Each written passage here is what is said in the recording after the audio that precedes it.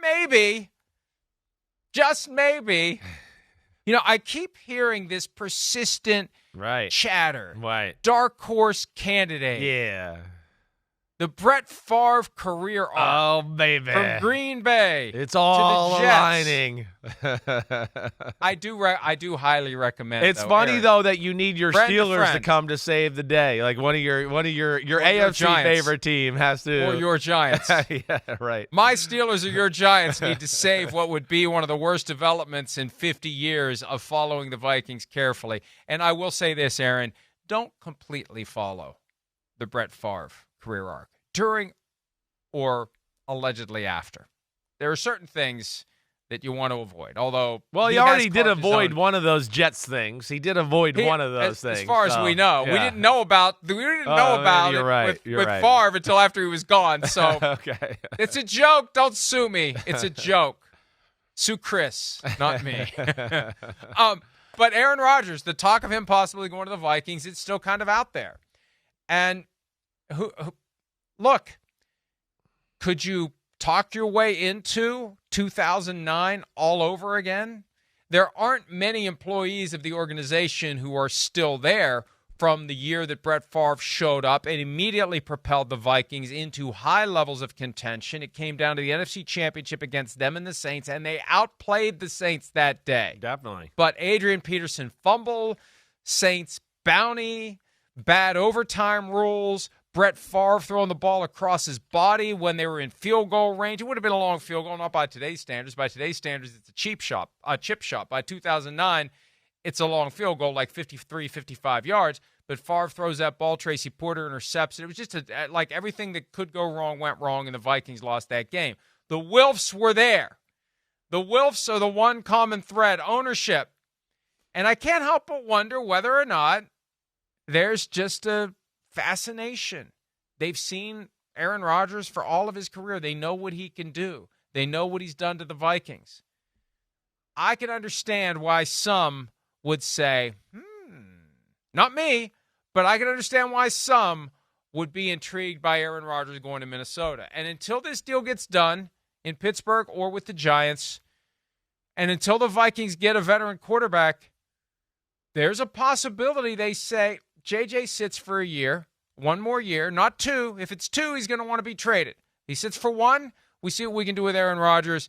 And then next year, we flip it to JJ McCarthy, and it gives Rodgers a way to flip off Green Bay. Although I don't know that he's got the same kind of lingering hatred for Green Bay that Brett Favre had. Yeah. Remember when Stafford stayed with the Rams, Albert Breer had the item about Dr. Neil Elatrosh, the Rams team physician, who had worked on Aaron Rodgers, sharing the stories with Matthew Stafford of Rodgers recognizing after he left the Packers for the Jets. Maybe he didn't realize how good he had it with the Green Bay Packers. So maybe Rodgers doesn't have open animosity for the Packers. So that wouldn't be a motivation to get back to the division, to kick the Packers' asses twice a year. But still, if you want to play, you got Pittsburgh, you got the Giants, and you've got this hovering, maybe vague, dark horse possibility of the Vikings. And I hope to hell it doesn't happen, but I can't rule out the possibility of it happening. Well, with Daniel Jones leaving and going to the Colts, I feel like opens at the door just a little bit more. Because it just it kicks around more possibilities. And then, here's the other aspect that jumps to me. I mean, of course Aaron Rodgers wants to go to Minnesota. Of course. Who would not want to go with one of the best offensive geniuses in football and then those receivers and tight end and play there? And are we sure he's a genius? Well, Kevin O'Connell, yes, he is. I'm just trying to convince. I'm trying to persuade. And Aaron Rodgers is okay. So you shut up. All right, you be quiet. One is a delicate genius, but either way, you couple that and also they were 14-3 last year. They were 14-3, and this is where I do wonder what Minnesota's thinking, right? I know they're confident in their football team, and I know Kevin O'Connell is confident in his ability to coach any quarterback. He's shown us that. But also in that, I do look at them and go, hey, you're kind of ready right now, right? Like, the window's open. The team's ready. Right? The receivers, we just talked about, the offense is ready. You just got a damn good guard and a good center to hold down the fort for a year or two. But get Will Fries from the Colts. He's one of the better guards in football. I mean, so your offensive line is pretty damn good. Aaron Rodgers is going to like everything about that side of the ball. And the Vikings have improved their defense. They've got 2 decent pass rushers on the outside, better than decent, real good.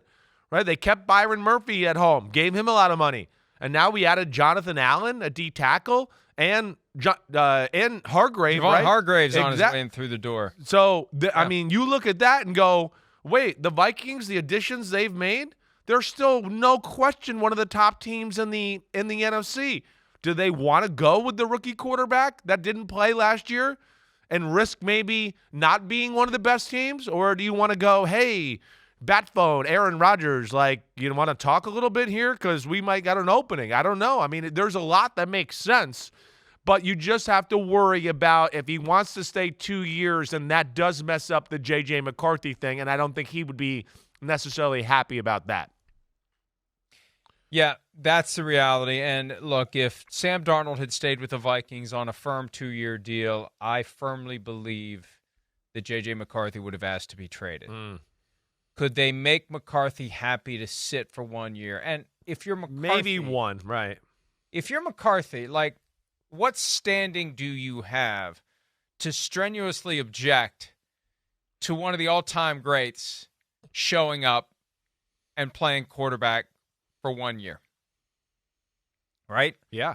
The worst case scenario is they win the Super Bowl, and now the bar is higher for J.J. McCarthy when he finally starts playing next year. That's the worst thing that could happen for J.J. McCarthy, that Rodgers plays so well, he becomes a tough act to follow. Right. Or he plays so well, it goes so well, he goes, let's run it back and do it one more time, like the original like story. Favre in 2010. Right, the original and story. we know how the 2010 right. part of it ended. That was the year that the extracurricular activities in New York came to light for Favre. It wasn't a 2009 thing. He got through all of 2009 without that coming to the surface.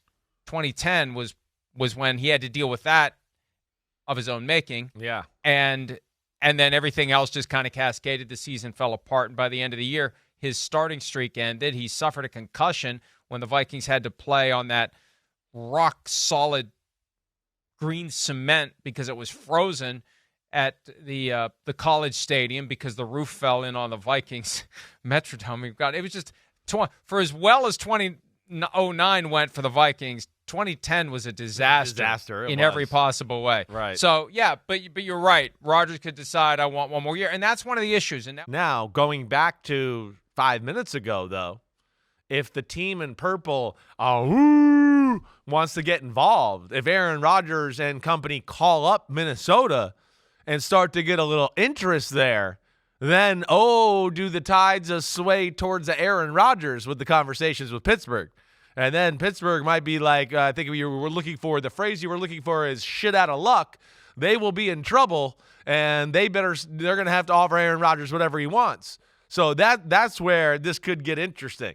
And Minnesota right now, it is very intriguing situation because of their team. It is a rookie quarterback. He didn't play last year. Their team is ready right now, and they can compete in the NFC and be one of the best teams there. And do they want to entrust that to the rookie who hasn't played and all of that? And that's what is percolating through my brain right now. Fly, Eagles, fly. I won't let you jump off I won't let you jump off of Aaron Rodgers. What'll be great is if you flip to the Eagles and I flip to the Vikings and Aaron Rodgers, and of course that'll be the year they win the Super Bowl. The Vikings will win the Super Bowl the first year I become a Vikings fan. Gonna fly now. Man, I'm glad I haven't eaten breakfast, because I'd be losing it right now. And I'm sorry. But we don't know, and there's no rumors or thought of that. So there's nothing substantial yet for us to believe that. I don't want the Aaron Rodgers, all about me, not so greatest show on earth going to Minnesota. I don't want that, because I think that he's just not equipped to truly be what he thinks he is by way of a team. Why does the media, all the players love him? You think they loved him after 2 years of him? You think Garrett Wilson wanted to go camping with Aaron Rodgers after 2 years of dealing with Aaron Rodgers? I mean, maybe 1 year, maybe by, like, he comes in, it's like, hey, it's Aaron Rodgers. And, yeah, it's Aaron Rodgers. And, oh, my God, that's Aaron Rodgers. And look at him throw the football. Wow, he just flicks the wrist. And, wow, it's Aaron Rodgers.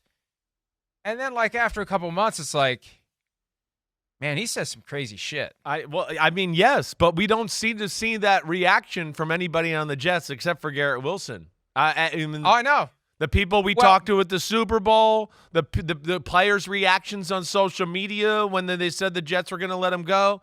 I mean, all of those would make me believe that he was really liked with the football team.